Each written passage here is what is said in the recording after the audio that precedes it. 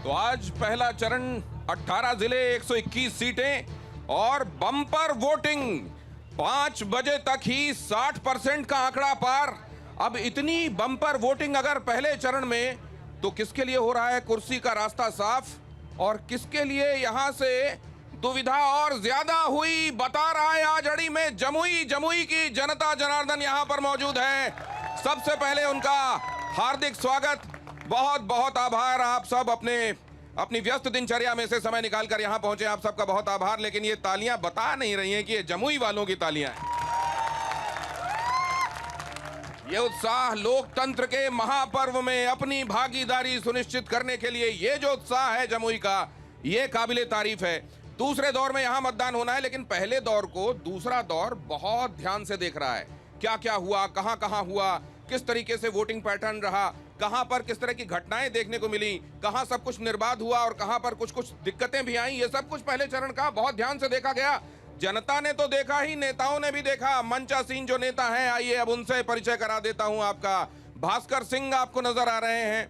भास्कर जी जो आपको केसरिया मुरैठे में नजर आ रहे हैं, वो यहां से जिला अध्यक्ष रह चुके हैं। उनका बहुत स्वागत। आप सब मेहमानों का स्वागत भी अगर तालियों से करेंगे तो उनका भी हौसला बढ़ेगा।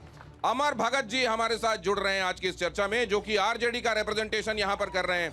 कई जगहों पर यह आरोप पहले चरण में लगे कि आरजेडी के लोगों की तरफ से कई जगहों पर गुंडागर्दी देखने को मिली। क्या यह बात सच है? ये उनसे हम जानेंगे। बाबू साहब सीपीआई नेता, एक जमाने में जमुई में भी नक्सलियों का बोलबाला माना जाता रहा। वामपंथी विचारधारा के लोग यहाँ बहुतायत में हैं, उनको रिप्रेजेंट कर रहे हैं बाबू साहब। और सोनू रावत यहाँ पर मौजूद हैं। 2 सीटों पर यहाँ की जेडीयू का दबदबा है। सोनू रावत हमारे साथ मौजूद हैं, यंग लीडर हैं और जेडीयू को रिप्रेजेंट कर रहे हैं। बहुत स्वागत है आपका। लेकिन आप सबके पास आऊं, आप सबकी राय लूं, आप सबके सवाल लूं, उससे पहले जरा ये खबर देखिए। आज पहले चरण के चुनावों के संदर्भ में अड़ी की ये पहली ब्रेकिंग आपके सामने। आज हुआ 60% से ज्यादा मतदान 5 बजे तक रजिस्टर।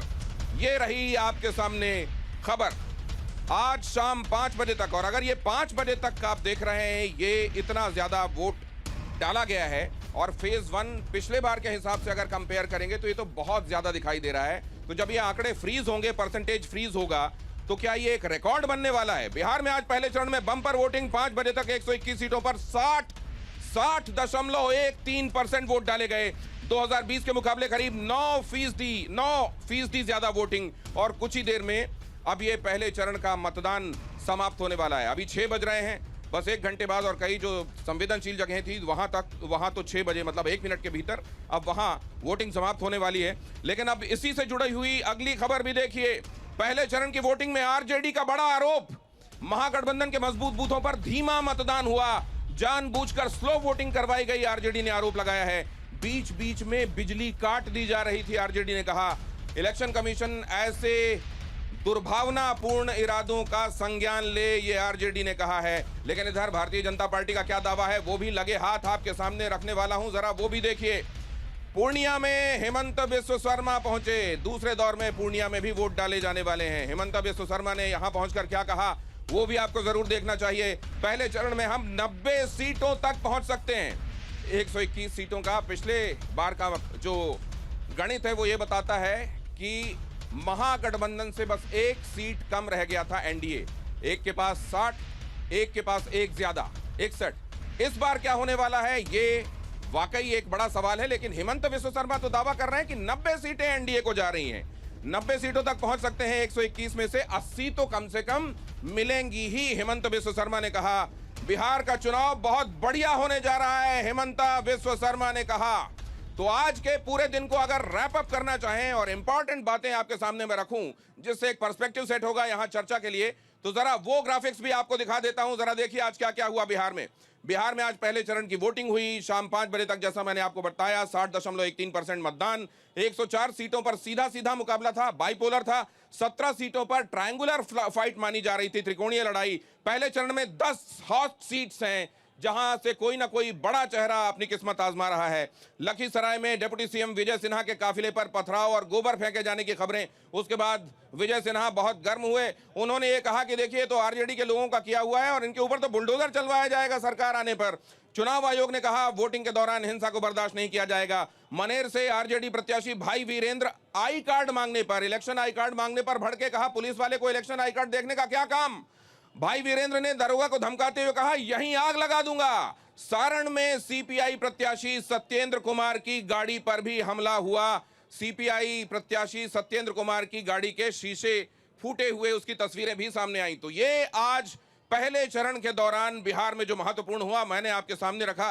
लेकिन अब जरा पहला राउंड जल्दी जल्दी, पहले चरण में क्या दिखाई दे रहा है और दूसरे चरण में क्या होने वाला है। भास्कर जी आपसे शुरुआत, बहुत जल्दी जल्दी अपनी बात रखिएगा, हमारे पास बहुत ज्यादा समय नहीं। तो आपने जो यहाँ शो का कर रहे हैं इसके लिए आपको बहुत बहुत साधुवाद, धन्यवाद। और टीवी 9 के दर्शक का भी बहुत बहुत अभिनंदन और स्वागत। आज का जो वोटिंग हुआ है ये दर्शाता है कि आने वाला कल एनडीए का है और आदरणीय नीतीश कुमार जी, फिर से नीतीश कुमार जी के नेतृत्व में बिहार में सुशासन की सरकार बनने वाली है।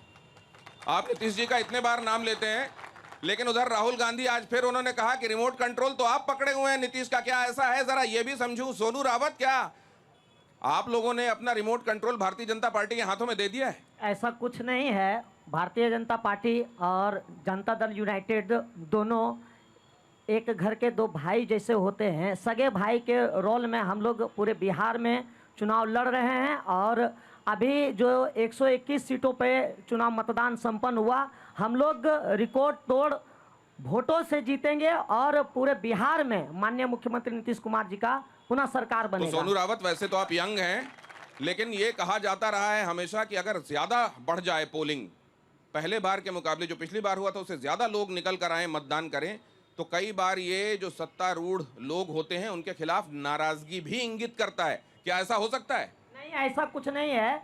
अभी माननीय मुख्यमंत्री के द्वारा जो भी विकास के कार्य किए गए हैं उसके नाम पर लोगों ने बढ़ चढ़ करके पूरी ऊर्जा के साथ, उत्साह के साथ वोटिंग किया, इसीलिए वोटिंग परसेंटेज बढ़ा है और परिणाम 14 तारीख को आपको देखने को मिलेगा।